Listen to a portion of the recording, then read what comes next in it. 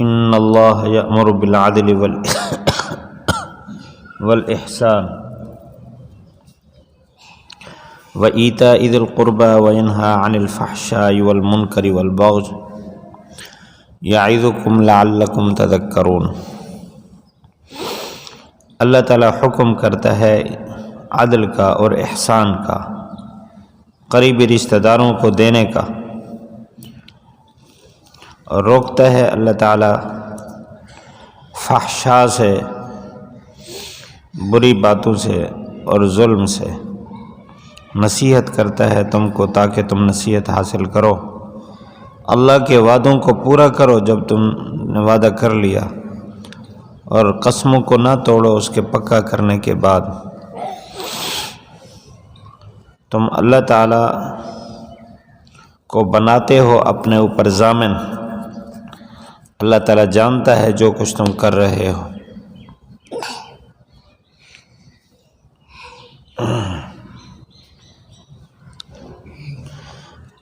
اس عورت کی طرح نہ ہو وہ جس نے سوت کاٹا، سوت کو کاٹ دیا، اس کے مضبوط کرنے کے بعد ریزہ ریزہ کر کے، انکاسا ریزہ ریزہ کر کے تم بناتے ہو اپنی قسموں کو ذریعہ فساد اپنے درمیان۔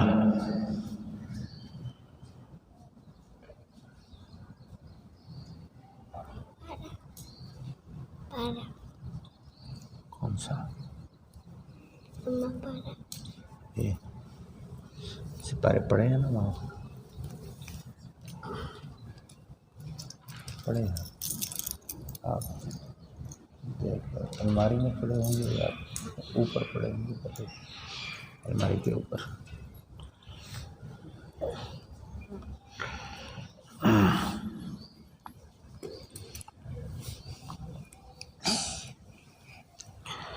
وَلَا تَكُونُوا كَالَّتِي نَقَضَتْ غَزْلَهَا، دوبارہ اس کا معنی دیکھیں، نہ ہو وہ اس عورت کی طرح جو توڑ دیتی ہے اپنا سوت اس کے مضبوط کرنے کے بعد ریزہ ریزہ کر کے، اور اپنی قسموں کو ذریعہ فساد نہ بناؤ اپنے درمیان۔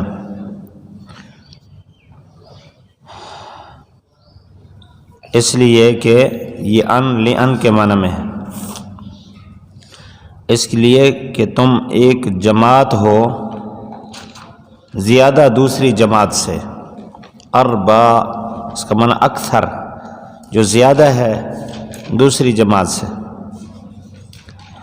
اللہ تعالیٰ تمہیں آزماتا ہے اس کے ذریعے سے، وَلَيُبَيِّنَنَّ لَكُمْ، ضرور ظاہر کرے گا اللہ تعالیٰ تمہارے لیے قیامت کے دن وہ باتیں جس میں تم اختلاف کرتے ہو۔ اگر اللہ چاہے تو تمہیں ایک ہی گروہ بنا دے، لیکن اللہ تعالیٰ گمراہ کرتا ہے ضدی کو، من یشاء، جس کو چاہتا ہے،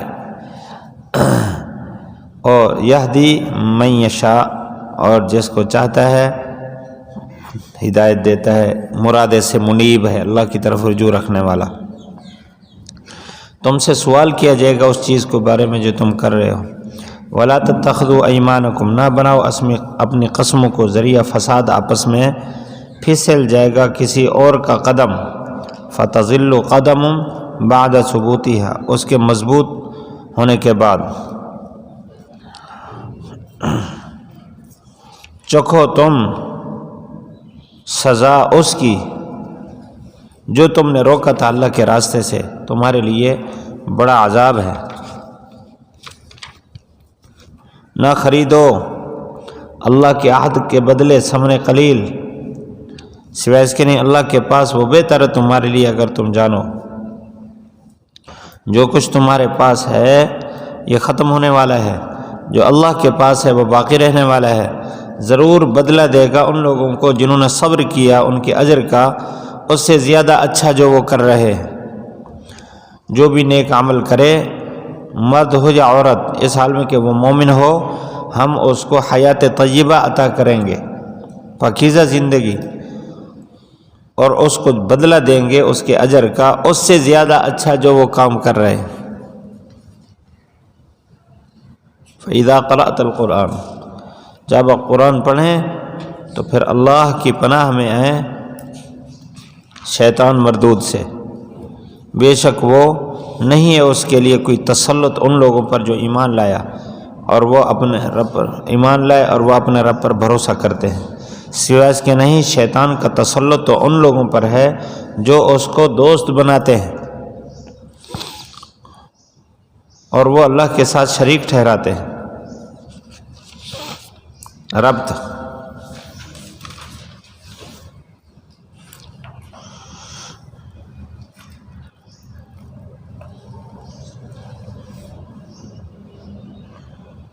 پچھلی آیت میں ہے تبییناً لکل شیء،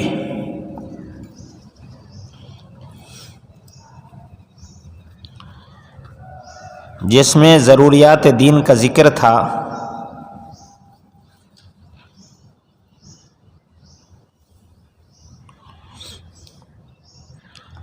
اب اس کی تشریح ہے اوامر اور نواہی کی صورت میں۔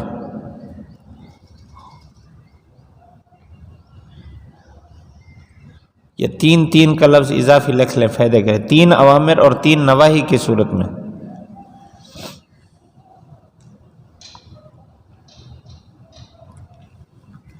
دوسرا ربط بھی ہے، پہلے شرک اعتقادی کا بیان تھا، اب شرک فعلی ہے۔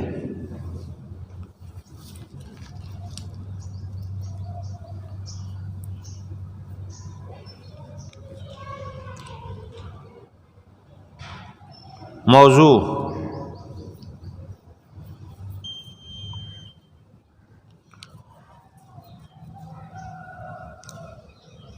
اصول فوز للمؤمنین، اللہ کرے جلدی آ جائے، جیسے آئے یاد دلانا، فوراً ٹیکی بھرنی ہے، کوئی پتہ نہیں چلتا اس کا آج کل۔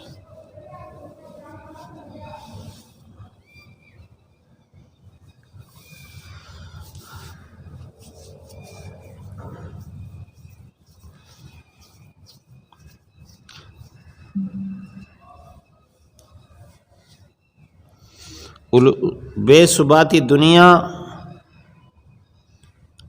و بقائے آخرت، یہ بھی اس موضوع کا حصہ ہے، بے ثباتی دنیا و بقائے آخرت۔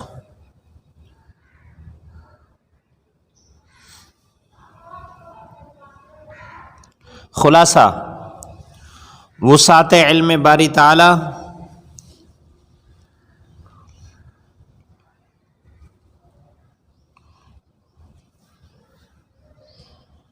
اختبار خداوندی،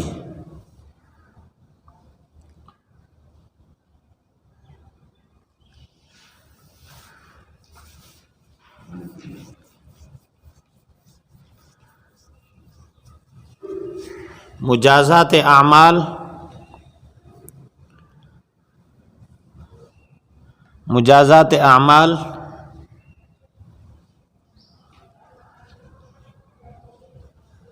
نتائج مؤمنین،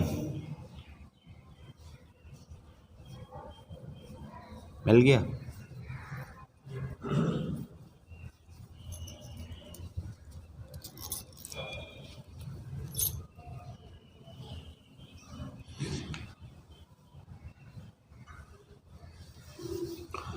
طریق قراءت قرآن،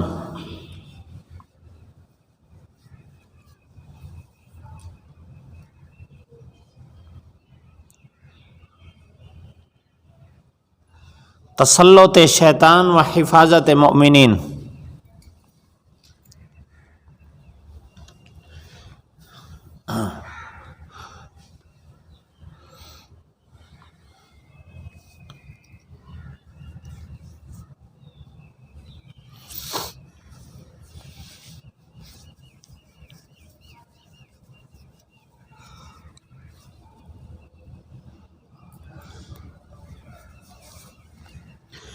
پہلی آیت ان اللہ یأمر بالعدل والاحسان، اس میں 3 اوامر ہیں اور 3 نواہی ہیں، عدل، احسان اور ایتاء ذی القربہ، یہ اوامر ہیں، اور فحشا منکر اور بغض 3 چیزوں سے روکا گیا ہے۔ بڑی جامع آیت ہے۔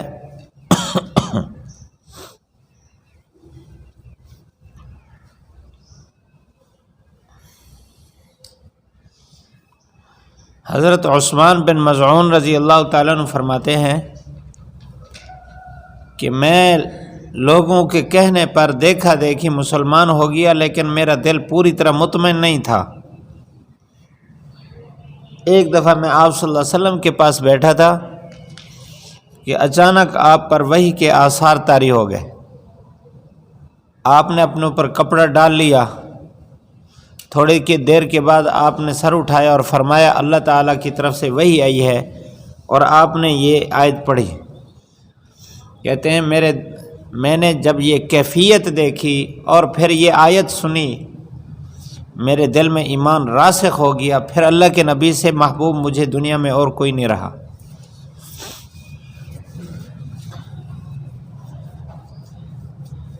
ایک سردار تھا اکثم بن سیفی، صاد کے ساتھ سیفی ہے، اکثم کاف تھا، اکثم بن سیفی اپنے قبیلے کا سردار تھا۔ اس کے پاس جب پیغام پہنچا آپ صلی اللہ علیہ وسلم کی نبوت اور رسالت کا، آپ نے ان کو دعوت اسلام دی۔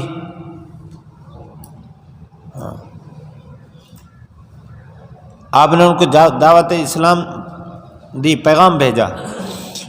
تو اس نے ارادہ کیا کہ میں خود جا کر حضور صلی اللہ علیہ وسلم کے پاس جا کر ان کی تحقیقات کرتا ہوں جس نے نبوت کا دعویٰ کیا ہے۔ صلی اللہ علیہ وسلم کے پانے کا جیسے اس نے کیا تو قوم آپ سردار ہیں، اب میں آپ کے لیے نہیں ہے جانا، آپ کوئی اپنے نمائندے بھیج دیں جو جا کر تحقیق کر کے آ جائیں۔ قوم اپنے سرداروں کو احترام اور اعزاز دیتی تھی۔ تو 2 آدمی بھیجے اس نے، حضور صلی اللہ علیہ وسلم کے پاس آئے اور اکثم بن سیفی کا پیغام دیا، اور انہوں نے 2 سوال کیے، من انتا ما انتا، آپ کون ہیں اور آپ کیا ہیں؟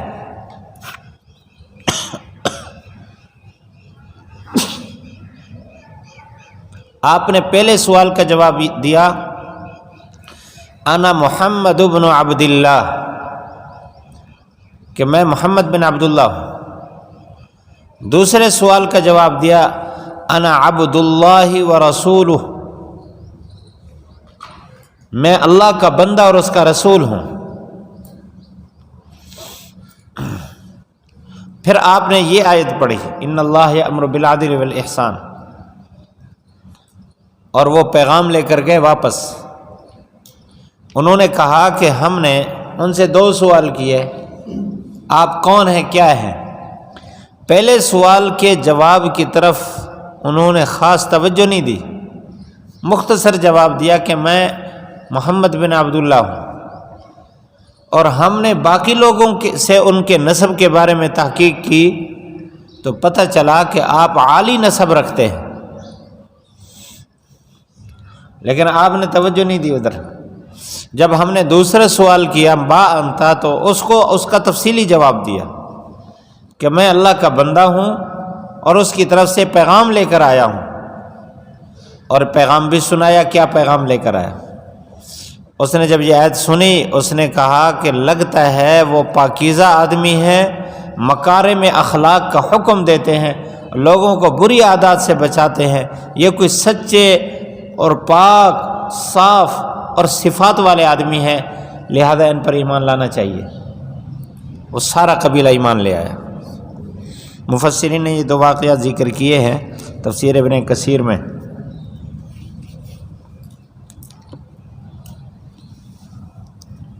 بار بندہ بکری لا دے کو ذبح ہوئی ہے۔ تحقیق کرو کون ہے، محمد یاسین صاحب سے ملا نا جی ان سے ملو۔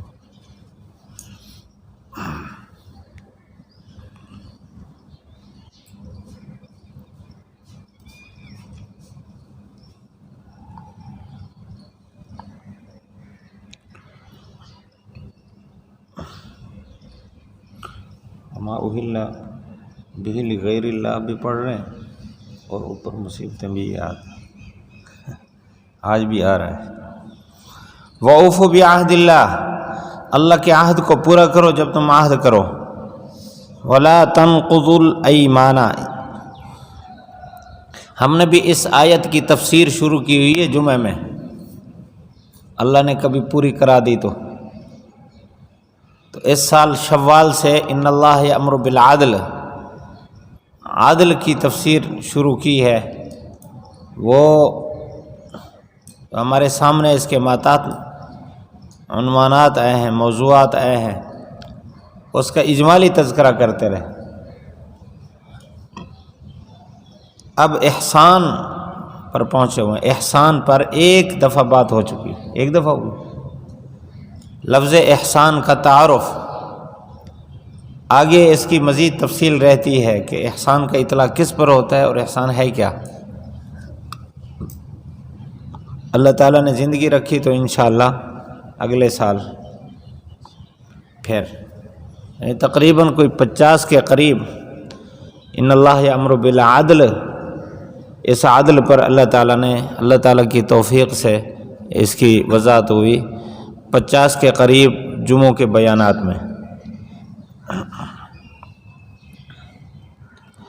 وَأَوْفُوا بِعَهْدِ اللَّهِ، پورا کرو اللہ کے عہد کو جب تم عہد کرو۔ وَلَا تَنْقُضُوا الْأَيْمَانَ، اپنے قسم کو نہ توڑے اس کو پکا کرنے کے بعد۔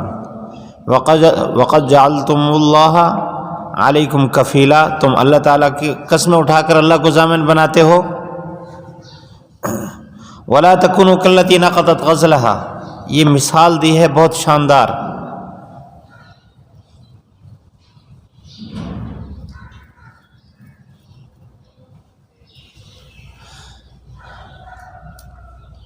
توجہ فرمائیں گے۔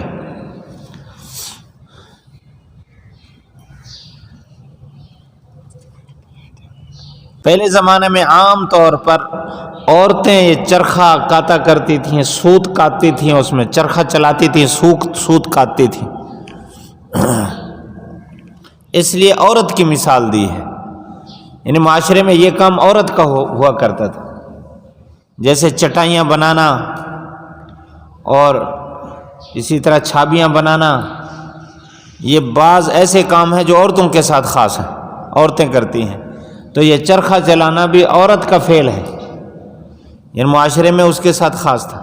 ہم نے بھی اپنے بچپن میں بوڑھیوں کو چرخہ چلاتے دیکھا ہے۔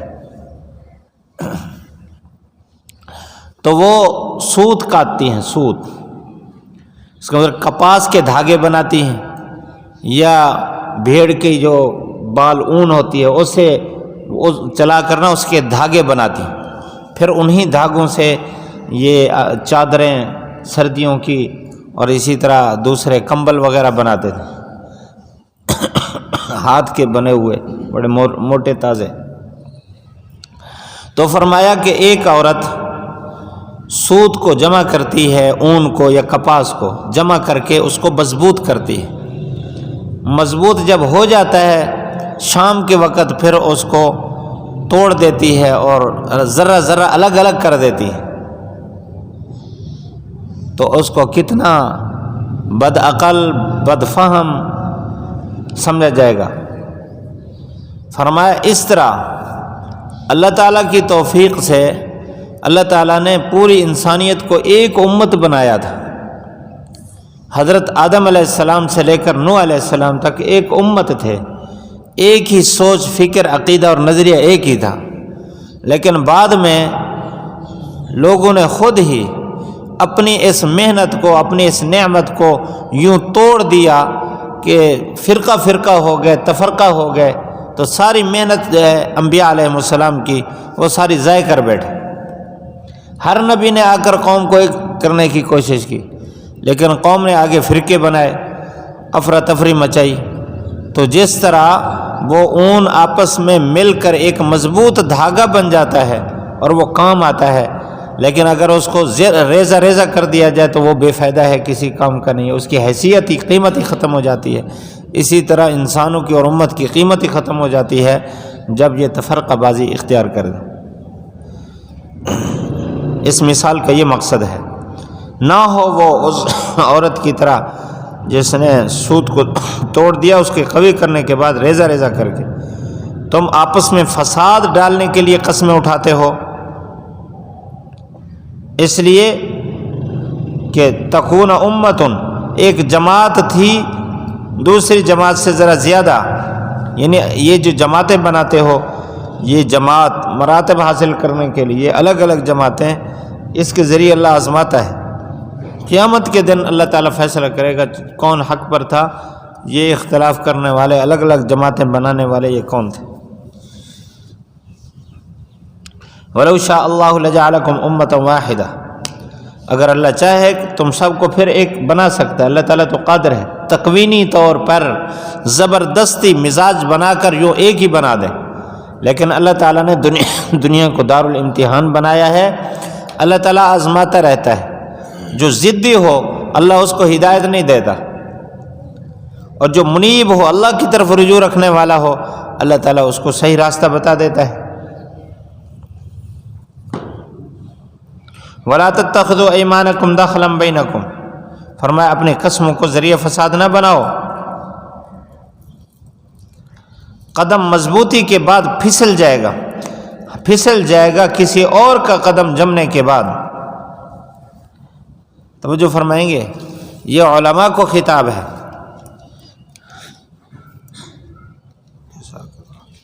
یہ علماء کو خطاب ہے کہ علماء کو چاہیے قسمیں اٹھا کر غلط راستے پر لوگوں کو نہ لگائیں، عجیب عجیب دلیلیں دیتے ہیں یہ باطل فرقوں والے۔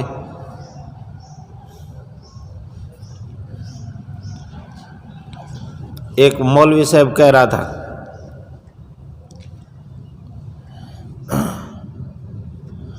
کہ یہ لوگ کہتے ہیں کہ صرف اللہ کے سامنے سجدہ کرو، صرف اللہ کے سامنے جھکو، ایسا کہنے والا شیطان کا بھائی ہے۔ کیا دلیل ہے؟ کہتے ہیں یہ نئی بات نہیں ہے، اس کا اپنا انداز تھا، ایک نئی بات نہیں ہے۔ جب اللہ تعالیٰ نے فرمایا تھا نا آدم علیہ السلام کو سجدہ کرو، اس وقت بھی شیطان نے کہا تھا نہیں میں تو صرف تجھے سجدہ کروں گا، میں اور کسی کو کروں گا نہیں۔ تو شیطان نے صرف ایک کو سجدہ کرنے کی ٹھان لی تو کیسے چلا گیا؟ اب بھی ایک قوم ہے کہتے ہیں بس ایک کو سجدہ کرو، ایک کو سجدہ کرو، پیروں فقیروں کے پاس نہ جاؤ۔ تو ایسے دلائل دے کر قسمیں اٹھا کر لوگوں کو صحیح راستے سے ہٹاتے ہیں، عجیب عجیب دلائل گھڑ کے پیش کرتے ہیں۔ تو فرمایا یہ جو عالم کا پھسلنا ہے یا عالم کا پھسلنا ہوتا ہے، ذلت العالمی ذلت العالم، عالم کا پھسلنا عالم کا پھسلنا، ذلت العالمی ذلت العالم۔ حسن بصری رحمۃ اللہ علیہ کا قول ہے نا، میں نے سبق حاصل کیے غالباً 3 واقعات کا ذکر کرتے، ان میں سے ایک یہ کہ بارش کے موسم میں جا رہا تھا، آگے سے بچی آ رہی تھی تو وہ کیچڑ پر پاؤں رکھنے لگی شاید راستہ چھوڑنے کے لیے۔ میں نے اس کو کہا بیٹی تو پھسل جائے گی، تو اس نے کہا کہ اے ہمارے مقتدا میں پھسلوں گی تو صرف میں ہی پھسلوں گی، اگر آپ پھسل گئے تو جہان پھسل جائے گا۔ کہتے ہیں مجھے سبق مل گیا، اس بچی نے اس کلمے سے مجھے سبق دے دیا۔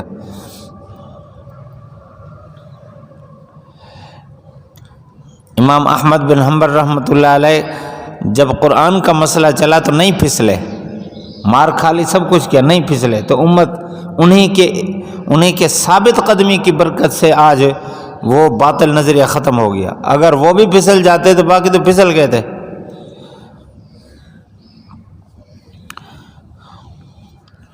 تو فرمایا فتزل قدم بعد ثبوتها، کسی اور کا قدم پھسل جائے گا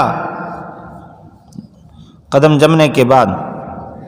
وتذوق السوء بما صددتم عن سبیل اللہ، تم چکھو گے سزا اس سبب سے کہ تم اللہ کے راستے سے روکتے ہو۔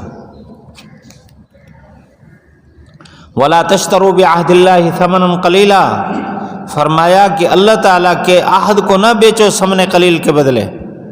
یہ ثمن قلیل ہے نا، اللہ کے عہد کو، اللہ نے جو عہد لیا قرآن حدیث کی صورت میں یا پہلے جو اہل کتاب تھے ان کے تورات اور انجیل کی صورت میں، تو وہ بیچ دیا ثمن قلیل لے کر۔ انما عند اللہ وخیر لکم ان کنتم تعلمون، سوائے اس کے نہیں، اللہ تعالیٰ کے ہاں جو ہے وہ بہتر ہے تمہارے لیے اگر تم جانو۔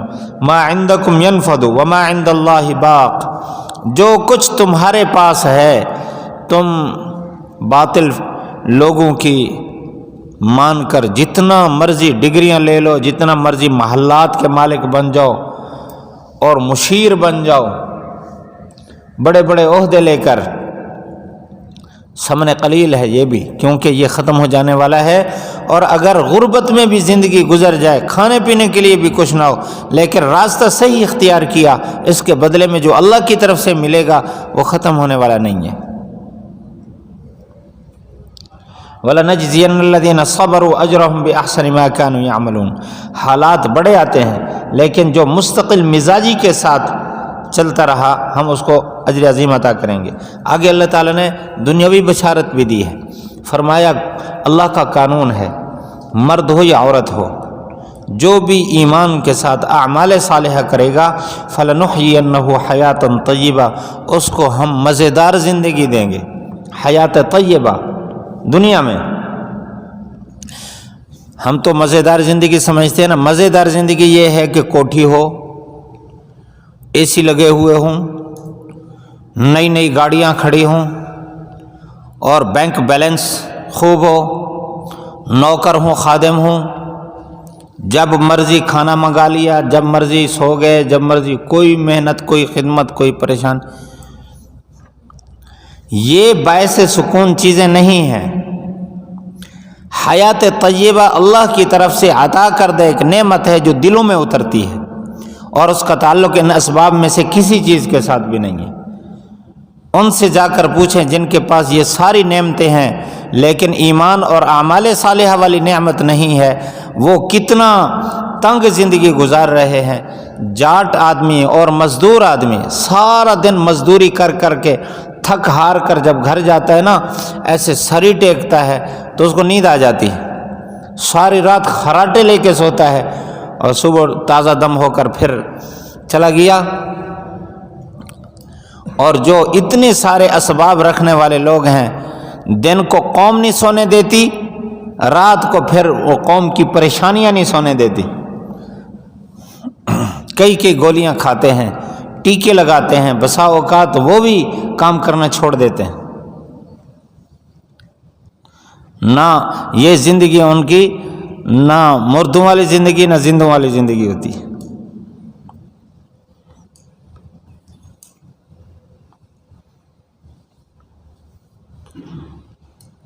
ایک کینڈیڈیٹ ہوتا ہے نا، یہ جو ووٹوں میں کھڑے ہوتے تھے، کینڈیڈیٹ کہتے ہیں اس کو، بند کرو۔ ایک ساتھی مجھے بتا رہا تھا، کہتے ہیں کہ ووٹوں کے موسم میں ہمیں نہ رات کو نیند آتی نہ دن کو، گولیاں کھا کر، ان کا قریبی رشتہ دار تھا، بھائی تھا یا اس کا چچا زاد بھائی تھا، وہ بتا رہا تھا کہ گولیاں کھا کر ہم سکون کرتے ہیں، تھوڑا سا آرام کیا، یہ جو آپ کو نظر آتا ہے بھئی یہاں بھی پہنچ گیا کینڈیڈیٹ حشاش بشاش ہو کے وہ بیان کر رہا ہے، پھر وہاں بیان کر رہا ہے، کہتے ہیں کہ مصیبت میں ہوتے ہیں، مہینہ مہینہ نیند نہیں آتی۔ تو بہرحال سکون اللہ تعالیٰ نے صرف اس راستے میں رکھا ہے، سکون کے خزانے اللہ کے پاس ہے، اس نے راستہ بتا دیا کہاں سکون ملے گا، مرد ہو یا عورت ہو، سکون ملے گا جب ایمان اور اعمال صالحہ ہوں گے۔ ایمان کا مطلب ہے، اس کی تھوڑی سی تشریح عرض کر دیتا ہوں۔ ایمان کا مطلب ہے کہ دل میں صرف وہی ہو، غیر نہ ہو۔ ایمان کا یہ مطلب ہے کہ دل میں صرف اللہ ہو، اللہ کا غیر دل میں نہ ہو، یہ ایمان ہے۔ اور اعمال صالحہ کا مطلب یہ ہے کہ زندگی کا ہر کام پیارے محبوب صلی اللہ علیہ وسلم کے طریقے کے مطابق ہو. جس کی ایسی زندگی ہو جائے اس سے زیادہ مزیدار زندگی جہان میں کسی کی بھی نہیں ہے. وعدہ ہے فَلَنُحْيِيَنَّهُ، لام تاکید کا ہے اور نون تاکید کا ہے، اور نون ثقیلہ کو لائے ہیں جو دو تاکیدیں رکھتا ہے. تو گویا کہ تین تاکیدوں کے ساتھ اللہ تعالیٰ نے فرمایا ضرور بالضرور ضرور ہم اس کو مزیدار زندگی دیں گے.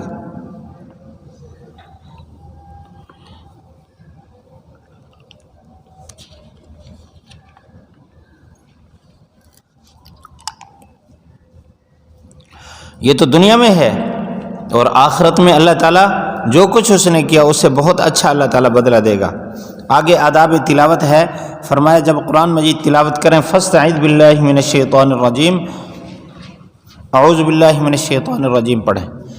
توجہ فرمائیں گے آداب تلاوت میں ہے، یعنی یہ قرآن مجید کی تلاوت کے ساتھ خاص ہے. اعوذ باللہ من الشیطان الرجیم، بسم اللہ الرحمن الرحیم. اعوذ باللہ پڑھنے کا حکم اس آیت میں ہے، اور بسم اللہ پڑھنے کا ایک تو سورتوں کے شروع میں ہے، اور حدیث شریف میں بھی ہے کلو امر زیبان لم یبدأ بسم اللہ فہو اقطع، کہ ہر اچھا کام بسم اللہ کے ساتھ نہ شروع کیا جائے تو وہ اس میں برکت ختم ہو جاتی. تو ہر کام کے شروع میں بسم اللہ ہے، اور تلاوت کے شروع میں بھی بسم اللہ ہے، اور اعوذ باللہ اس میں ہے. باقی اعوذ باللہ من الشیطان الرجیم پڑھنے کا حکم کیا ہے؟ یہاں تو فاستعذ امر کا صیغہ ہے اور امر وجوب کے لیے آتا ہے. تو علماء فرماتے ہیں کہ اعوذ باللہ پڑھنا واجب نہیں ہے، سنت ہے. کیوں؟ یہ قرآن کی آیت میں تو آیت وجوب پر دلالت کر رہی ہے. تو آپ صلی اللہ علیہ وسلم نے تلاوت کے شروع میں کبھی اعوذ باللہ چھوڑا بھی ہے، تو آپ کا چھوڑ دینا اعوذ باللہ یہ اس کے حکم کو بتانے کے لیے تھا کہ واجب نہیں ہے، سنت ہے.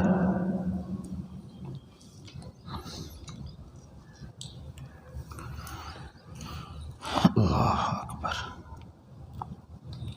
انہ لیس لہ سلطان علی الذین آمنوا، فرمائے اس شیطان کا ایمان والے پر تسلط نہیں ہے. کون سے ایمان والے؟ جو اللہ پر بھروسہ کرتے ہیں. اس کا تسلط ان لوگوں پر ہے جو اس کو دوست بناتے ہیں. تسلط کیسے؟ یہ وسوسے ڈالتا ہے، لیکن ایسا وسوسہ جو اس کو عمل پر مجبور کر دے، یہ ایمان والے پر ایسا وسوسہ نہیں ڈال سکتا. ہاں جو اس کا دوست ہے، اس کے ساتھ رابطہ رکھتا ہے، اس کا قرین ہے، اس پر جو وسوسہ ڈالتا ہے وہ بڑا مضبوط ہوتا ہے، وہ اس کو مجبور کر دیتا ہے اس غلط کام پر. اس لیے فرمایا ان پر اس کا تسلط ہے. لیکن قیامت کے دن کہے گا دعوتکم فاستجبتم لی، میں نے تو صرف بلایا تھا، باقی تم خود میری بات مان گئے تھے. فلا تلومونی ولوموا انفسکم، مجھے ملامت نہ کرو، اپنے آپ کو ملامت کرو. آگے ترجمہ دیکھیں بھائی.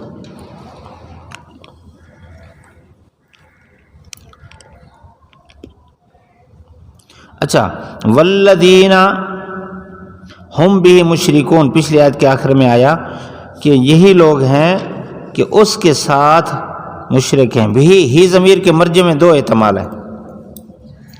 ایک احتمال تو یہ ہے کہ ہی ضمیر کا مرجع اللہ کی ذات ہے، تو مطلب یہ ہوگا کہ یہی لوگ ہیں جن پر شیطان مسلط ہے، اللہ کے ساتھ شریک کرتے ہیں. اور ہی ضمیر کے مرجع میں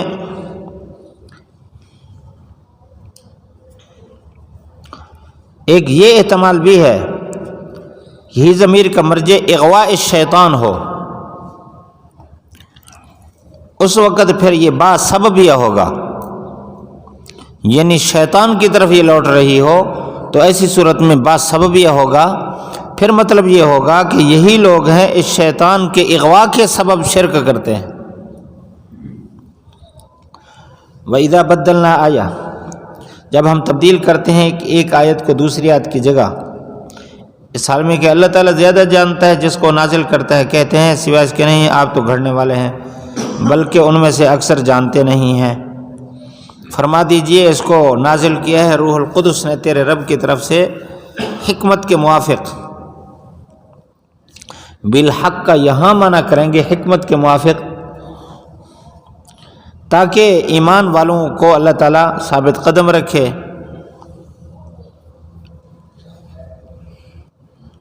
اور یہ جو نازل کرتا ہے یہ ہدایت ہے اور خوشخبری ہے مسلمانوں کے لیے۔ تحقیق ہم جانتے ہیں، بے شک یہ کہتے ہیں سوائے اس کے نہیں، اس کو سکھاتا ہے بشر۔ لسان الذی یلحدون الیہ، کہتے ہیں اس آدمی کی زبان جس کی طرف اس کی نسبت کرتے ہیں وہ عجمی ہے، اور یہ عربی زبان ہے واضح۔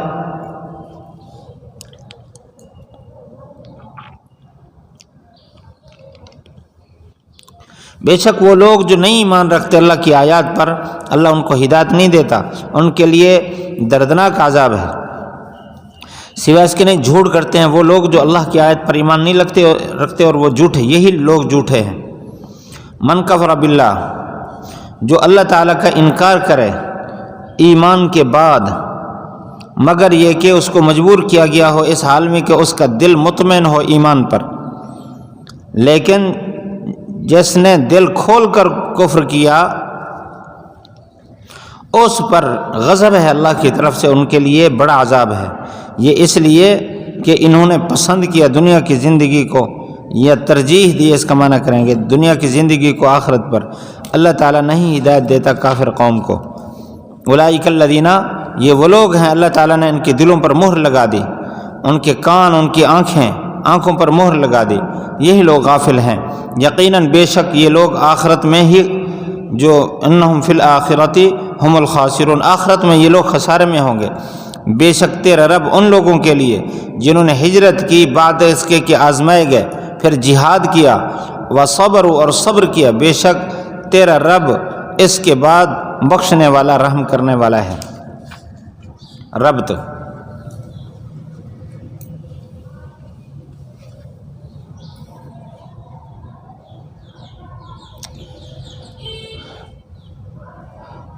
اس کا ربط فَإِذَا قَرَأْتَ الْقُرْآنَ سے ہے کہ آداب تلاوت کو بیان فرمایا، آداب تلاوت قرآن کو بیان فرمایا۔ اب منکرین قرآن کی تردید ہے۔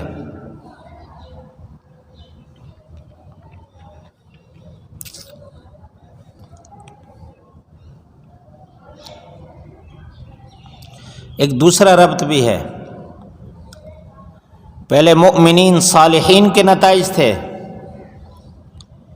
اس رکوع میں کفار کے نتائج ہیں۔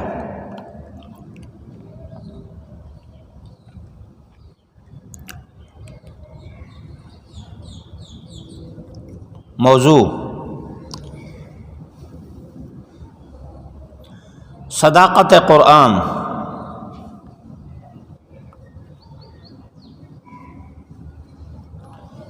خلاصہ شبہات مع جوابات منکرین اثبات رسالت رسول اللہ، شبہات مع جوابات منکرین، یہاں تک ایک بات، آگے الگ بات ہے، اثبات رسالت رسول اللہ۔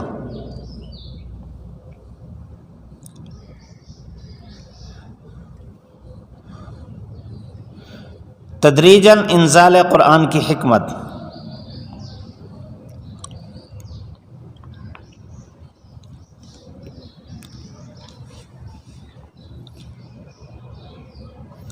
نتائج مہاجرین،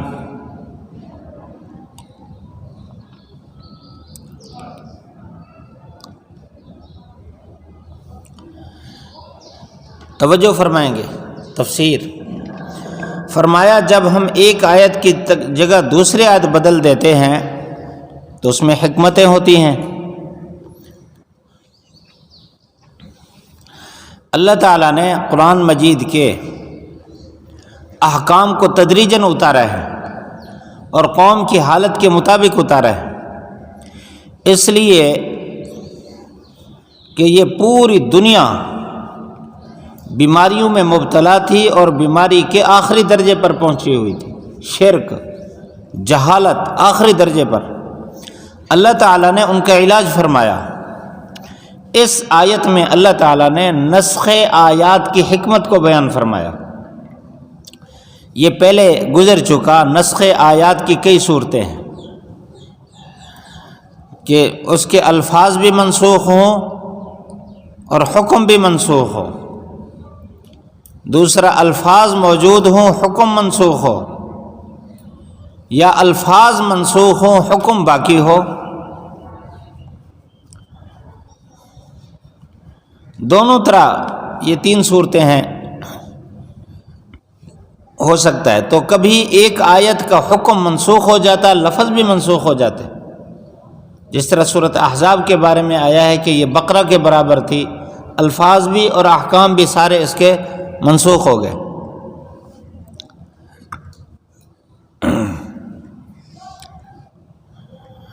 تو یہ جو منسوخ ہونا ہے یہ حکمت کی بنیاد پر ہے۔ یہ ایسے ہے جیسے کوئی مریض جاتا ہے کسی طبیب ڈاکٹر کے پاس، وہ اس کی کیفیت حالت دیکھ کر پہلے ایک نسخہ تجویز کرتا ہے اور اس کو کہتا ہے کہ 8 دن بعد آپ نے مجھے رپورٹ دینی ہے۔ تو وہ نسخہ استعمال کرنے کے بعد جب اس کی طبیعت کچھ سنبھل آتی ہے، اس کے بعد ایک دوسرا نسخہ تجویز کرتا ہے، پہلے نسخے کو ختم کر دیتا ہے۔ پہلا نسخہ تھا اس کے بیماری کے اعلیٰ درجے کے لیے، جب بیماری اعلیٰ سے ادنیٰ کی طرف آئی ہے تو پہلا اب نسخہ جو ہے وہ اس کے مناسب نہیں رہا، اب دوسرا نسخہ آ گیا جو اس کے لیے مفید ہے۔ اسی طرح اللہ تعالیٰ نے جو احکام نازل فرمائے یہ بھی تدریجاً قوم کی حالت کو بدتری کی طرف بدتری سے بہتری کی طرف لانے کے لیے پہلے ایک حکم، جب حالت بہتر ہو گئی تو اب دوسرا حکم نازل ہوا۔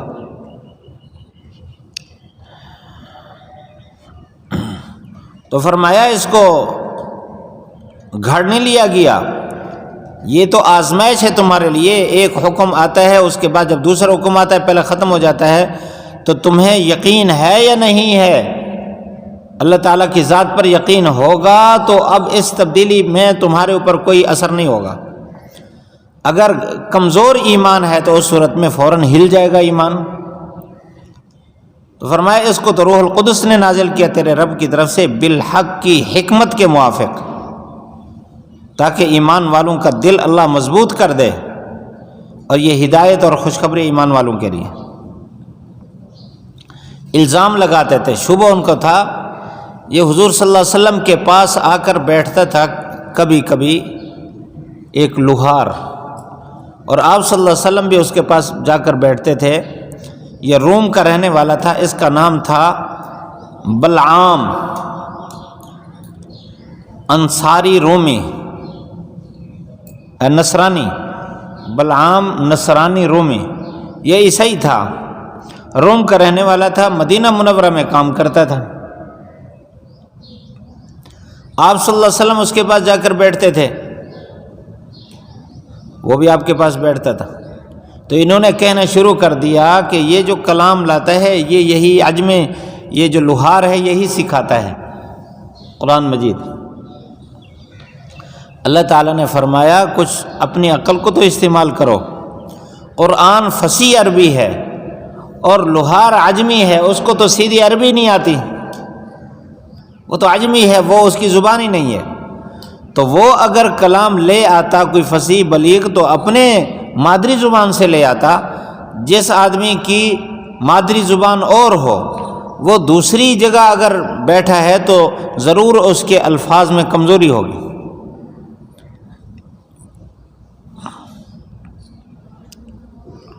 تو اس لیے یہ تو عقل کے بھی خلاف ہے۔ فرمایا تحقیق ہم جانتے ہیں، یہ کہتے ہیں کہ اس کو سکھایا بشر نے، اس آدمی کی زبان جس کی طرف نسبت کر رہے ہیں اس کی زبان تو عجمی ہے۔ اعجمی یہ خبر ہے، لسان الذی یلحدون الیہ کا یہ پیچھے مبتدا یہ خبر ہے، وہذا لسان عربی مبین، اور یہ جو زبان ہے قرآن کی یہ تو عربی ہے اور بڑی فصیح بلیغ زبان ہے۔ ان الذین لا یؤمنون بآیات اللہ لا یہدیہم اللہ، جو اللہ کی آیت پر ایمان نہیں رکھتے اللہ ان کو ہدایت نہیں دے گا، وہ کوئی اور اعتراض نکال لیں گے، ان کے لیے بس یہی ہے۔ اچھا، لا یہدیہم اللہ الی الجنہ، الی الجنہ اس کا صلہ محذوف ہے کہ اللہ تعالیٰ اس کو جنت تک نہیں لے جائے گا بلکہ دوسری طرف جائے گا، کہاں؟ لہم عذاب علیم۔ انما یفتری الکذب الذین لا یؤمنون بآیات اللہ، فرمایا یہی اللہ کے نبی نے نہیں گھڑا، جو ایمان نہیں رکھتے وہ اللہ تعالیٰ پر جھوٹ گھڑتے ہیں، اور پکے جھوٹے یہی لوگ ہیں، کامل جھوٹے۔ ومن کفر باللہ من بعد ایمانہ، اس کے شان نزول میں مفسرین نے لکھا ہے کہ یہ ابتدائی غریب کمزور صحابہ جو تھے اس کے بارے میں نازل ہوئی۔ روم سے آنے والے تھے حضرت صہیب رضی اللہ عنہ، اور حبشہ سے آنے والے تھے حضرت بلال رضی اللہ تعالیٰ عنہ۔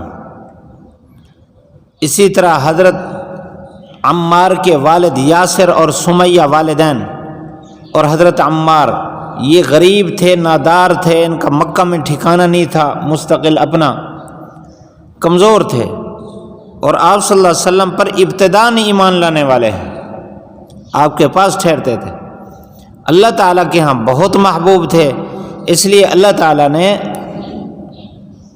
حضور صلی اللہ علیہ وسلم کو بہت، اگلی صورت میں آ رہا ہے سورۃ کہف میں، بہت تاکید سے فرمایا کہ آپ ان سے جدا نہ ہوں، آپ ان کے پاس رہیں، یہ بڑے مقرب ہیں، یہ بڑے مخلص ہیں، اللہ نے ان کے دلوں کی کیفیت کی گواہی خود دی ہے، کیسے خوش قسمت ہیں، اللہ خود کہے کہ یہ واقعی سچے لوگ ہیں۔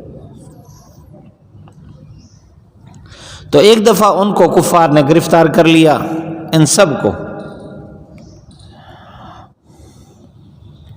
اور ان کو کہا یا تو تم کلمہ کفر کہو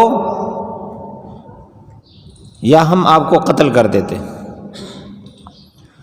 حضرت خباب رضی اللہ تعالیٰ عنہ نے اعلاناً فرما دیا کہ تم قتل کر دو، ہم اپنی زبان سے کفر کلمہ نہیں نکالیں گے۔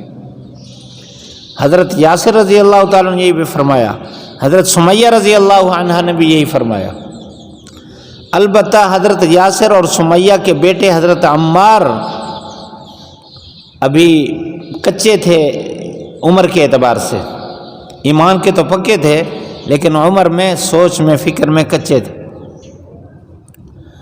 تو انہوں نے کلمہ کفریہ کہہ دیا جان بچانے کے لیے۔ اچھا، اس سے پہلے انہوں نے حضرت یاسر رضی اللہ تعالیٰ عنہ کو شہید کر دیا، سب سے پہلے حضرت عمار کی ماں حضرت سمیہ رضی اللہ عنہا ان کو شہید کیا بڑے دردناک انداز میں، ایک پاؤں ایک اونٹ کے ساتھ باندھا، دوسرا پاؤں دوسرے اونٹ کے ساتھ باندھا، یہ بیچاری بوڑھیا عورت تھی، ایک اونٹ کو مشرق کی طرف دوسرے کو مغرب کی طرف، یعنی مخالف جہت میں کھڑا کیا روک کر کے، دونوں پاؤں باندھنے کے بعد دونوں کو بھگایا۔ حضرت سمیہ رضی اللہ تعالیٰ عنہ کے دو ٹکڑے ہو گئے، اور اسلام میں سب سے پہلے شہادت دینے والی یہی حضرت سمیہ ہے۔ اس کے بعد پھر حضرت یاسر رضی اللہ تعالیٰ عنہ کو بھی انہوں نے شہید کر دیا۔ تو جب یہ کیفیت دیکھی حضرت عمار رضی اللہ تعالیٰ عنہ نے، تو انہوں نے اپنی جان بچانے کے لیے کفر کلمہ کہہ دیا۔ بعد میں پھر پریشان ہو گئے کہ میں نے یہ کیا کیا ہے، آپ صلی اللہ علیہ وسلم کے پاس آئے اور آ کر کہا اللہ کے رسول اس طرح واقعہ پیش آیا اور میں نے ڈر کے کہہ دیا کلمہ کہ یہ مجھے جان سے مار دیں گے۔ طبی طور پر جان تو پیاری ہوتی ہے۔ آپ صلی اللہ علیہ وسلم نے پوچھا آپ کا دل کی کیا کیفیت تھی؟ انہوں نے کہا میرے دل میں ایمان مضبوط تھا، میرا دل گواہی دے رہا تھا کہ اللہ ایک ہی ہے، یہ سب جھوٹ ہے۔ فرمایا پھر تیرے اوپر کوئی وبال نہیں ہے۔ پھر تسلی کے لیے، اسی بات کی تائید کے لیے یہ آیات اتری۔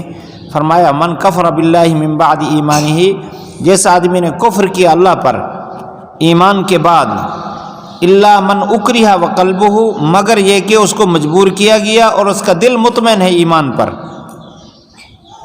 یعنی اس پر کوئی وبال نہیں ہے۔ لیکن جس نے دل کھول کر کفر کیا اس پر اللہ کا غضب ہے اور بڑا عذاب ہے۔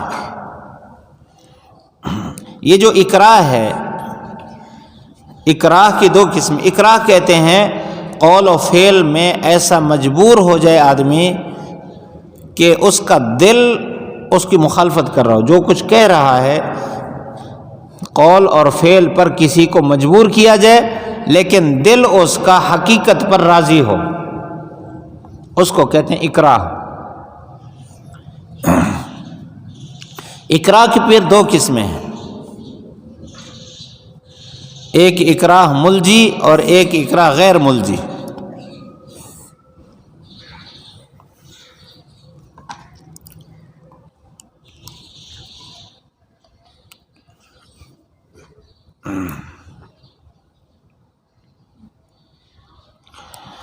اکراہ غیر ملجی کا مطلب ہے کہ جس میں اختیار سلب نہ ہو، بندے کے اختیار میں مجبور تو کیا جا رہا ہے لیکن اس میں اس کو نکلنے کا اختیار ہو. اور ایک ہوتا ہے اکراہ ملجی کہ بندے کو اس میں اختیار نہ ہو، اختیار سلب نہ ہوا ہو، اختیار باقی ہو. بلکہ غیر ملجی ہوگا غیر مسلوب الاختیار، یعنی اختیار باقی ہو. اور اکراہ ملجی ہوگا جس میں اختیار مسلوب ہو جائے، بالکل اس کے اختیار میں نہ رہے. تو یہ جو اختیار اکراہ غیر ملجی ہے یہ جائز نہیں ہے، اس میں کلمہ کفر کہنا جائز نہیں ہے. کیا مطلب ہے کہ اگر کوئی آدمی کسی کو مجبور کرتا ہے، اس حد پر مجبور کرتا ہے کہ وہ اس کو اپنی جان محفوظ رہ سکتی ہے، تو ایسی صورت میں کلمہ کفر نہ کہے. اور اگر اتنا مجبور ہو گیا کہ اس کو جان کا خطرہ ہے اور اس کی اختیار باقی نہیں رہا، ایسی صورت میں اس کا کلمہ کفر کہنا جائز ہے جب اس کا دل مطمئن ہو. یہ شرط ہے. اور اس میں ایک شرط یہ بھی ہوتی ہے کہ دھمکی دینے والا جس چیز کی دھمکی دے رہا ہے اس پر قدرت بھی رکھتا ہو. اب ایک آدمی کہے عثمان بزدار کو کہ تو نے اگر چینی سستی نہ کی میں تجھے وزارت سے ہٹا دوں گا، اور کہنے والا کون ہے؟ واجد الرحمن.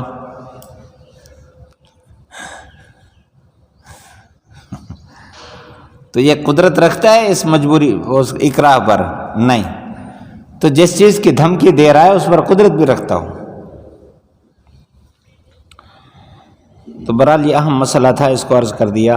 ذالک بانہ مستحب الحیات الدنیا، فرمایا یہ اس لیے کہ دنیا کی زندگی کو ترجیح دیتے ہیں آخرت پر. اللہ تعالیٰ کافر قوم کو ہدایت نہیں دیتا.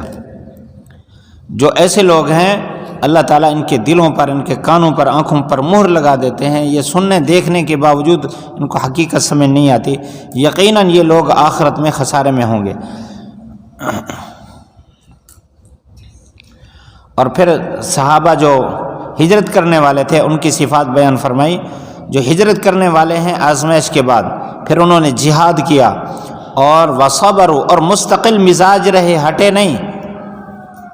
تیرا رب اس کے بعد بخشنے والا، بڑا رحم کرنے والا ہے.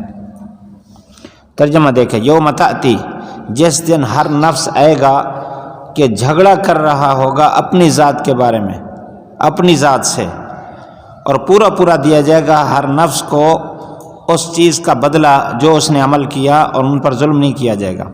اللہ تعالیٰ مثال بیان کرتا ہے ایک بستی کی کہ جو آمنۃ مطمئنۃ، کہ جو ہر طرح امن اور چین کے ساتھ تھی. اللہ تعالیٰ نے ان کو بھوک کا لباس چکھایا اور خوف کا، اس کردار کی وجہ سے جو وہ کر رہے تھے. وَلَقَدْ جَاءَهُمْ، تحقیق ان کے پاس رسول آیا انہی میں سے، انہوں نے اس کو جھٹلایا، پکڑا ان کو عذاب نے اور وہ ظالم تھے.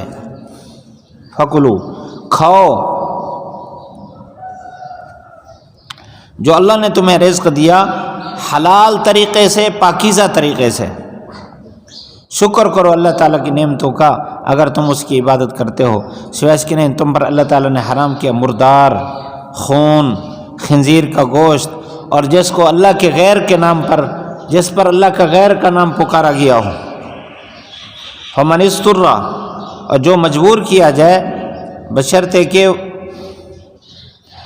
وہ جلدی نہ کرے، ولا عادن، اور ضرورت سے زائد نہ لے، بے شک اللہ تعالیٰ بخشنے والا رحم کرنے والا ہے۔ ولا تقولوا، نہ کہو ان جانوروں کے متعلق جن پر تمہاری زبانیں جھوٹ بولتے ہیں، لما تصف السنتکم الکذب، تمہاری زبانیں جس پر جھوٹ بولتی ہیں کہ یہ حلال ہے اور یہ حرام ہے، تاکہ تم گھڑو اللہ تعالیٰ پر جھوٹ، بے شک وہ لوگ جو گھڑتے ہیں اللہ پر جھوٹ وہ کامیاب نہیں۔ متاع قلیل، عارضی سامان ہے، ان کے لیے دردناک عذاب ہے۔ اور ان لوگوں پر جنہوں نے، جو یہودی ہیں، ہم نے حرام کی وہ باتیں، وہ چیزیں جن کو ہم نے پہلے بیان کر دیا، سورۃ انعام میں بیان کر دیا۔ وما ظلمناہم، ہم نے ان پر ظلم نہیں کیا، انہوں نے خود اپنے اوپر ظلم کیا۔ بے شک تیرا رب ان لوگوں کے لیے جنہوں نے برے عمل کیے ہیں نادانی سے، پھر توبہ کر لی اس کے بعد اور اپنے اعمال کی اصلاح کر لی، بے شک تیرا رب اس توبہ کے بعد بخشنے والا رحم کرنے والا ہے۔ رب تو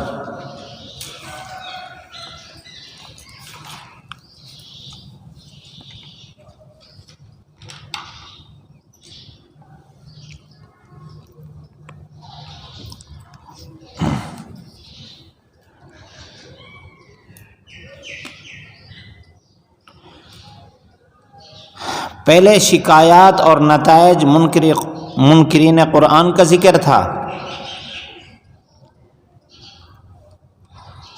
پہلے شکایات و نتائج منکرین قرآن کا ذکر تھا۔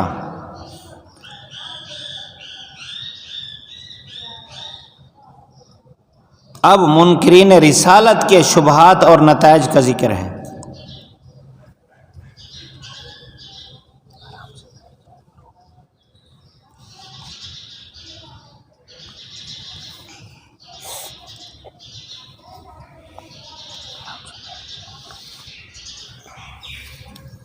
موضوع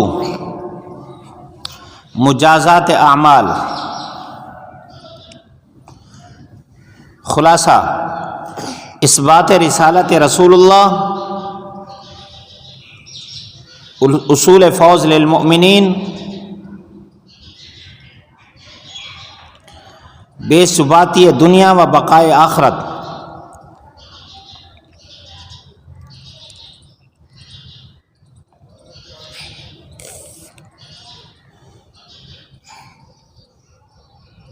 قبولیت توبہ تائبین،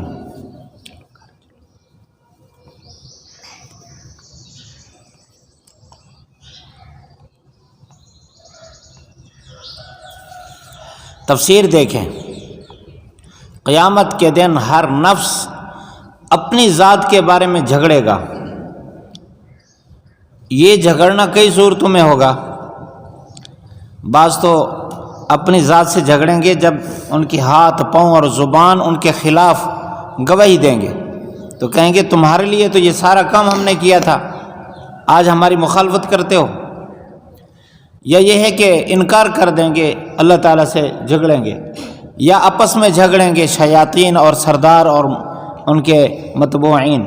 جھگڑنے کی کئی صورتیں ہیں۔ فرمایا ہر نفس کو اس کا پورا عمل دیا جائے گا، ظلم نہیں کیا جائے گا۔ ضرب اللہ مثلا قریۃ، اللہ نے ایک بستی کی مثال بیان فرمائی۔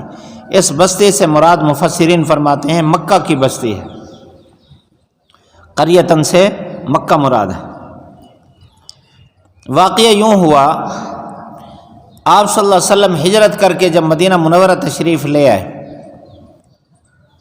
تو 1-2 سالوں کے بعد ان پر قحط مسلط ہو گیا، مکہ والوں پر، اور تجارتی قافلے بند ہو گئے، کھانا پینا ان کا بند ہو گیا، یہاں تک کہ مردار کھانے پر مجبور ہو گئے، حرام جانور کھانے پر مجبور ہو گئے۔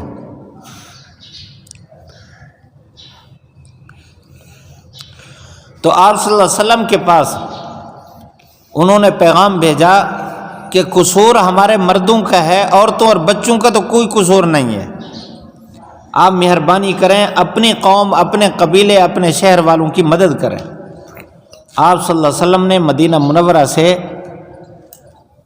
پھر غلہ بھیجا ان کے لیے، باوجود اس کے کہ گھر سے نکالا تھا، تکلیفیں دی تھیں، آپ نے یہاں سے ان کے ساتھ خیر خواہی فرمائی۔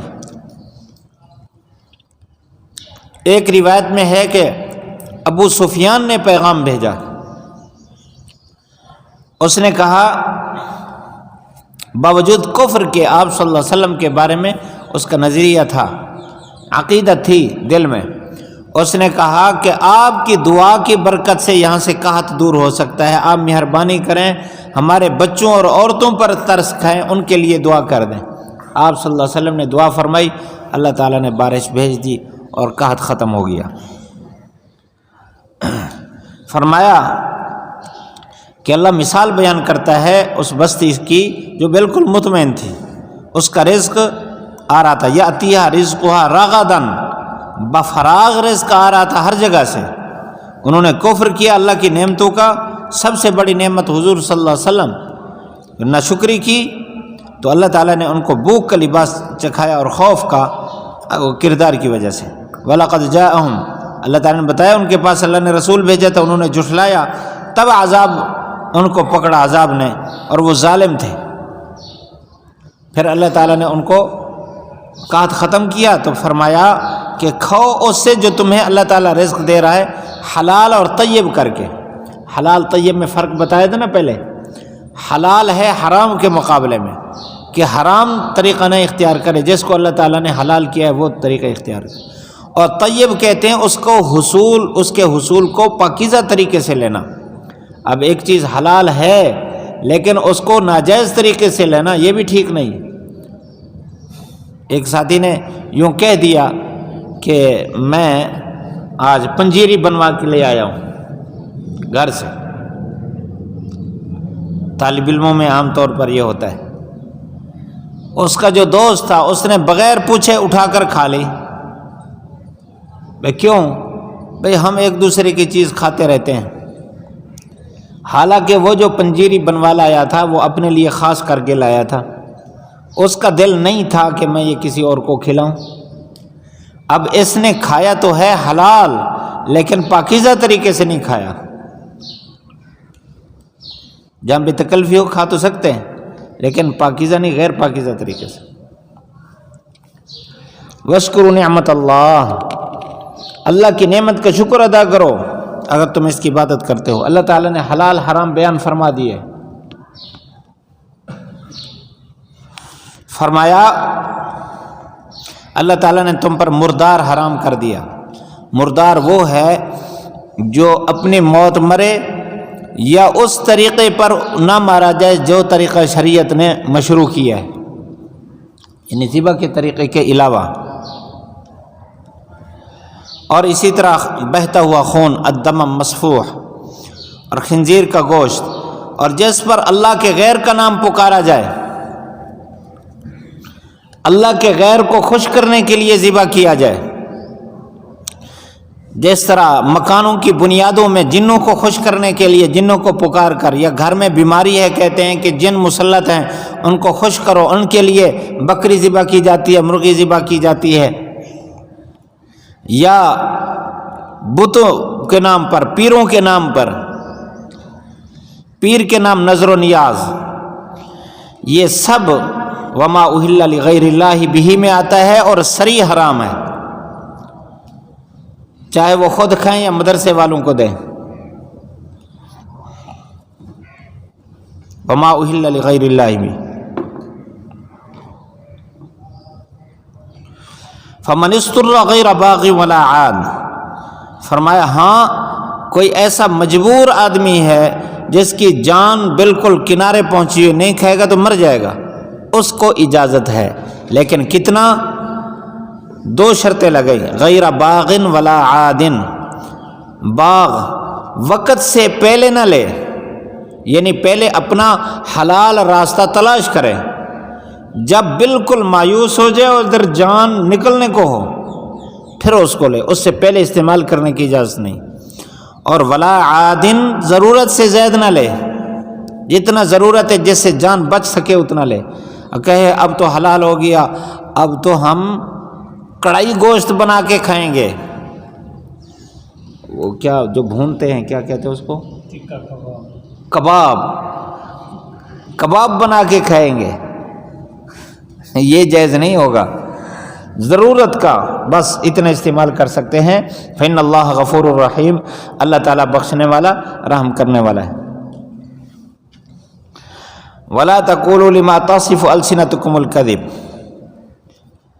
توبیخ ہے، فرمایا جانوروں کے متعلق تمہاری زبانیں بیان کرتی ہیں جھوٹ کہ یہ حلال ہے یہ حرام ہے، کیونکہ یہودیوں نے اپنے اوپر اونٹ کو حرام کر رکھا تھا، اور اسی طرح چربی کو بھی حرام کر رکھا تھا، اونٹنی کے دودھ کو بھی حرام کر رکھا تھا۔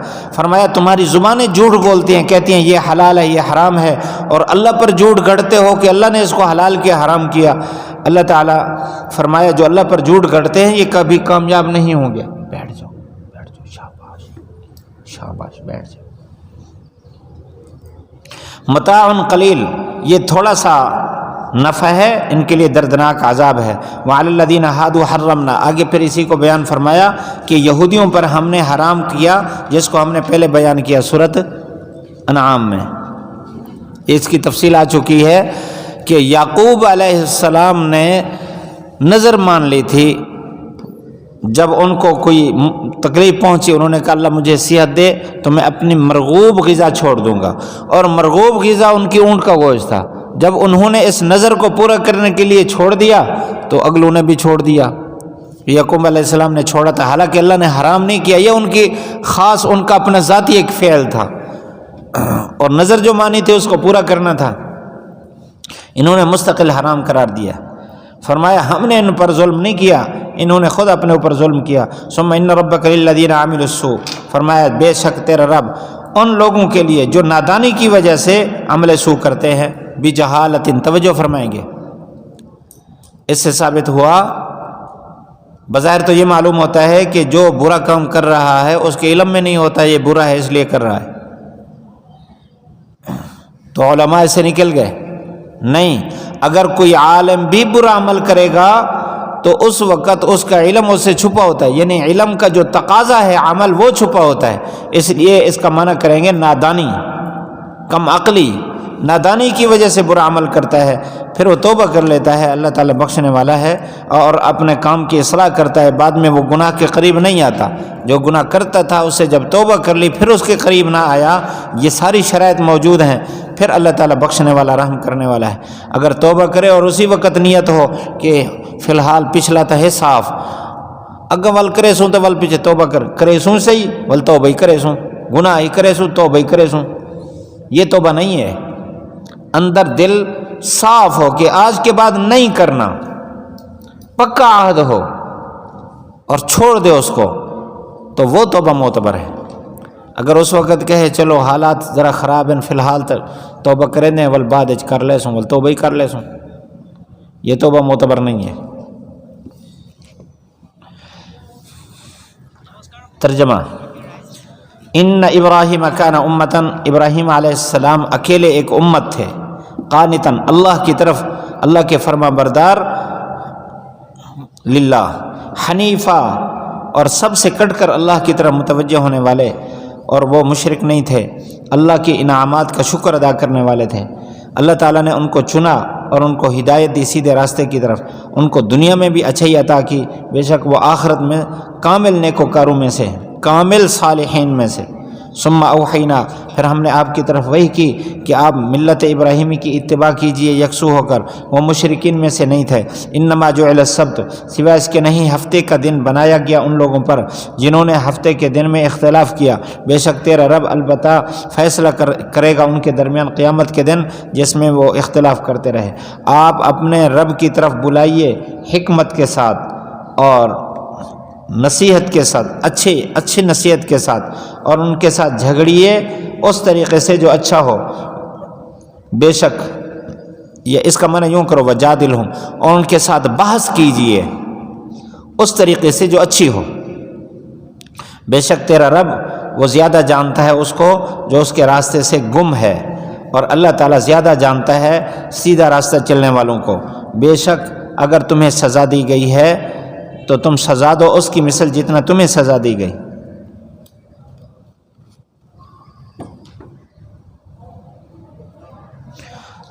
اچھا، وَإِنْ عَاقَبْتُمْ، اس کا یوں معنی کرو، اگر تم تکلیف دو فعاقبو تکلیف دو اس کی مثل جتنا تمہیں تکلیف دی گئی.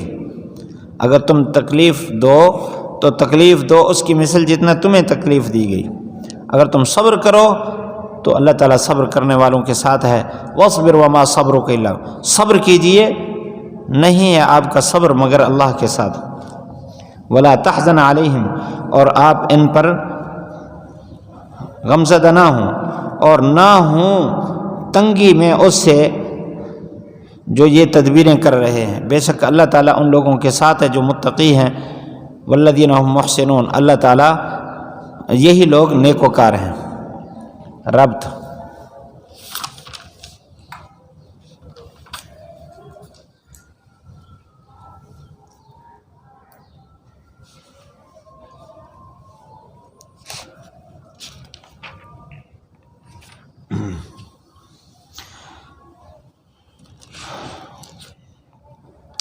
پہلے مشرکین کی تردید تھی،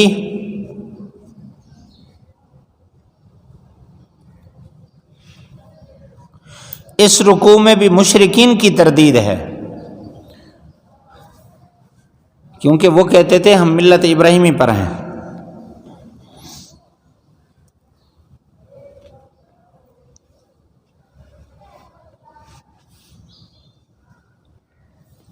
ایک دوسرا ربط بھی ہے.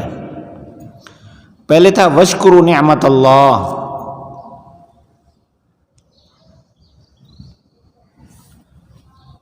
یعنی شکر کرنے کا حکم تھا. اس رکوع میں شاکرین کا نمونہ بیان کیا جا رہا ہے. شکر کرنے والے ایک ہیں داستان ابراہیم کے ذریعے سے.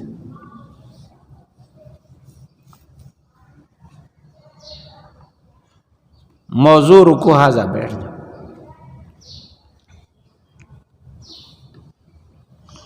تشریح ملت ابراہیمی.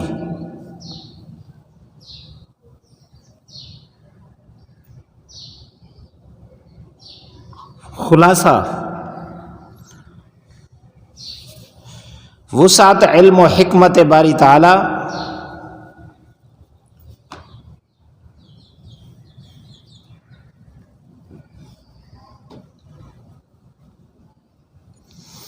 فضائل ابراہیم علیہ السلام،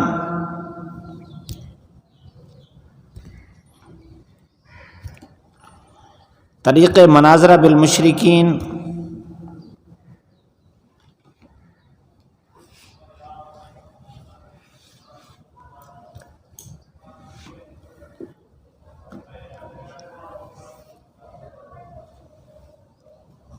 تسلی رسول اللہ،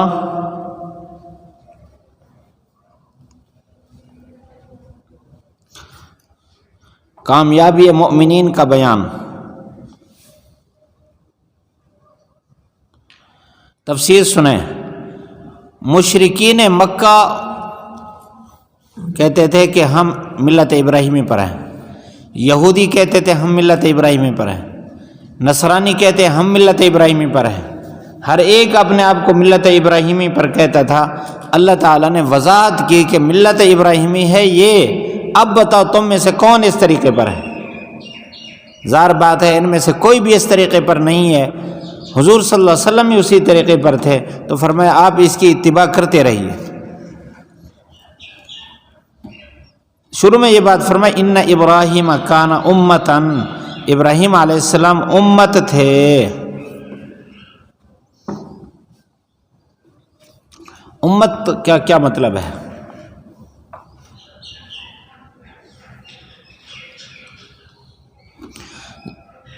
یہ جو تا ہے یہ تو ہے مبالغہ کی.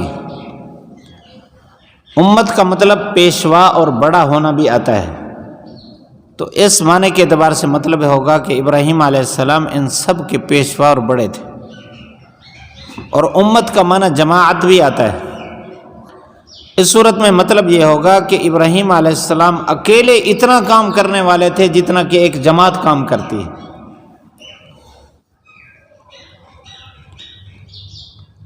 اور امت کا معنی بڑے مرتبے والا ہونا بھی ہے. ظاہر بات ہے ابراہیم علیہ السلام کو اللہ تعالیٰ نے بڑا مرتبہ عطا فرمایا کہ آپ کے بعد جتنے انبیاء ہیں وہ سب آپ کی اولاد میں سے ہے، تو آپ ابو الانبیاء ہیں. تو بڑے مرتبے پر ہیں. یہ سارے معنی یہاں مراد ہو سکتے ہیں. بڑے مرتبے پر بھی ہیں، پیشوا بھی ہیں، ان کا کام جماعت کے برابر بھی ہے. فرمایا وہ تو مشرک نہیں تھے، اللہ کے ساتھ کسی کو شریک نہیں ٹھہراتے تھے. مشرکین بھی شرک کرتے ہیں، یہودی بھی شرک کرتے ہیں، نصرانی بھی شرک کرتے ہیں. اس کا مطلب ہے کہ یہ ملت ابراہیمی پر نہیں ہیں. اللہ تعالیٰ نے ان کو دنیا میں شاکر لانعمہ اجتباہ وہداہ الی صراط المستقیم، اللہ نے ان کو سیدھے راستے پر چلایا تھا.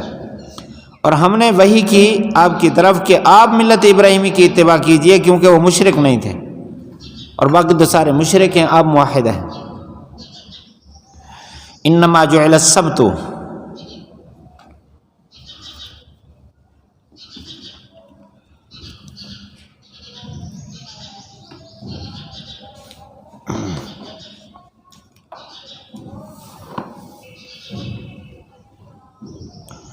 یہ ہفتے کا واقعہ پہلے ذکر ہو چکا ہے.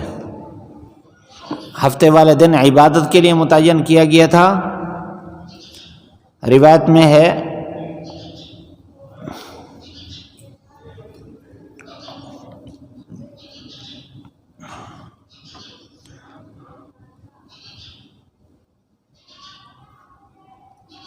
روح المعانی میں ہے بینہم حیث امرہم بالجمعہ فاختاروا السبت وہم الیہود، کہ ان کو جمعے کے دن عبادت کرنے کا حکم کیا گیا، انہوں نے کہا نہیں ہم ہفتے کو عبادت کریں گے، اور یہ یہود تھے. اس لیے اصحاب السبت ان کو کہا جاتا ہے. انما جعلت تعظیم السبت، سبت کی تعظیم ان کے لیے متعین کی گئی تھی جنہوں نے اختلافوا فیہ علی نبیہم، اپنے نبی پر اس میں اختلاف کیا تھا، مخالفت کی تھی. اللہ تعالیٰ نے اللہ ان کے درمیان فیصلہ کرے گا قیامت کے دن جس میں وہ اختلاف کرتے تھے. ادعو الی سبیل ربک، یہاں طریق مناظرہ بالمشرکین بیان فرمایا کہ آپ اپنے رب کے راستے کی طرف بلائیے حکمت کے ساتھ. حکمت سے مراد یہاں مضبوط دلائل، مضبوط دلائل کے ساتھ، براہین قاطعہ جن کو کہتے ہیں. موعظت حسنہ، جس میں ترغیب بھی ہو، ترہیب بھی ہو اور ترغیب بھی ہو، سارے پہلو ہوں. ان سے جھگڑا کیجئے، یعنی ان سے بحث مباحثہ کیجئے احسن طریقے سے، جس میں گالی گلوچ نہ ہو. توجہ فرمائیں گے. لوگ تین قسم کے ہیں. کچھ لوگ ہیں اہل علم اور ان کے اندر انقیاد کا مادہ غالب ہے، یہ بات ماننے کی صلاحیت ان میں ہے.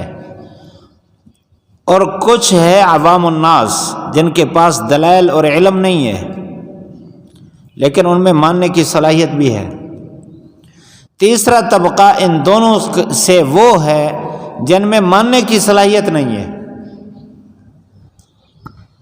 تو اللہ تعالیٰ نے تینوں طبقوں کو یہاں دعوت دینے کا طریقہ بتایا ہے. بالحکمتی، یہ اہل علم کے لیے کہ حکمت یعنی دلائل کے ساتھ ان سے بات کریں. والموعظہ، یہ عوام الناس کے لیے کہ ترغیب اور ترہیب کے ساتھ ان کو صحیح راستے پر لگائیں. اور مجادلہ، یہ ان لوگوں کے لیے جو شکوک و شبہات کا شکار ہیں یا پھر ضدی اور ہٹ درم لوگ ہیں ان کے ساتھ، لیکن اس میں بھی پاکیزگی کا پہلو غالب رہے، زبان سے کوئی گندی بات نہ نکلے. یہ نیک لوگوں کا طریقہ کار ہے. اس لیے آپ دیکھ لیں، یہ جو اوپر کی سیٹ میں دو آپس میں کھڑے ہیں، ایک کی زبان سے گالیاں نکلتی ہیں اور دوسرا جواب میں کہتا ہے ہم گالیاں نہیں دیں گے.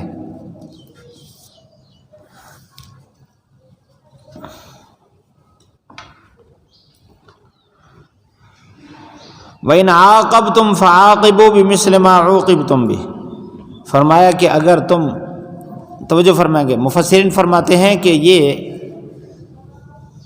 احد کے موقع پر نازل ہوئی، جب حضور صلی اللہ علیہ وسلم کے چچا حضرت حمزہ رضی اللہ تعالیٰ عنہ کو شہید کر کے ان کے ٹکڑے کر دیے تھے، اور ان کے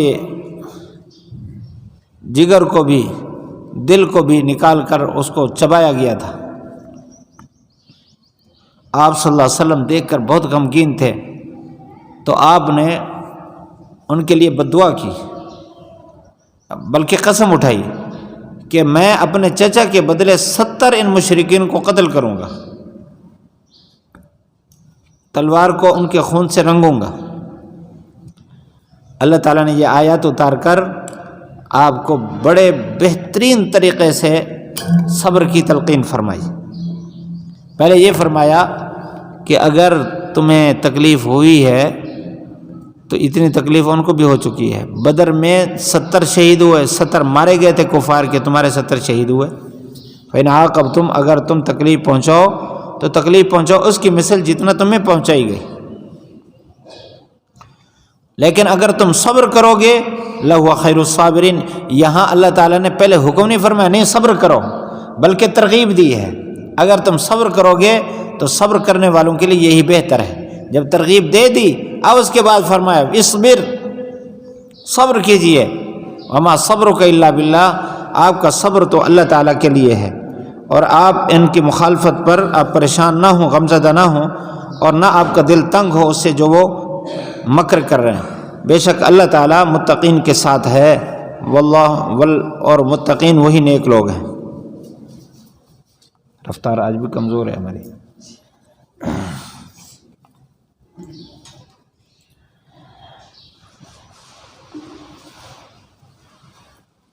ربط سورت بما قبل،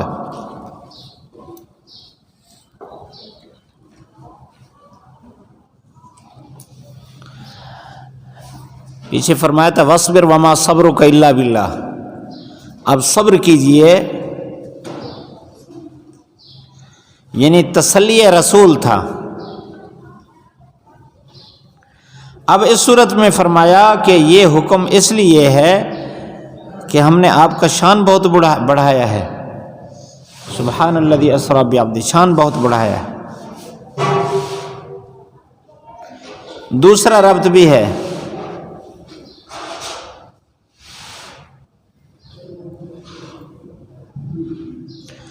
سورت نحل میں توحید باری تعالیٰ اور تردید شرک اعتقادی تھا، تردید شرک تھا، بس اتنا نہیں، اعتقادی بھی ہے فعلی بھی۔ سورت نحل میں توحید باری تعالیٰ اور تردید شرک تھا، اس صورت میں بھی یہ دونوں مضمون ہوں گے۔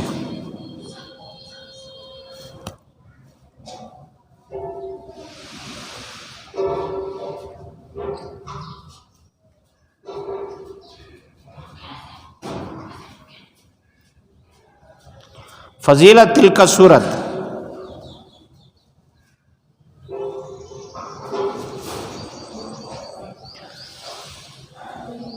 کہ جو آدمی سورت، اس کو سورت اسراء بھی کہتے ہیں، سورت بنی اسرائیل بھی کہتے ہیں، اس سورت کو پڑھے اور اس پر عمل کرے، ظالم کے ظلم سے محفوظ رہے گا اور ہر قسم کی پریشانیاں ختم ہوں گی۔ خلاصہ،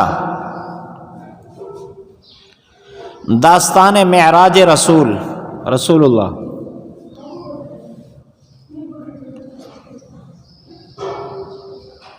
صداقت قرآن،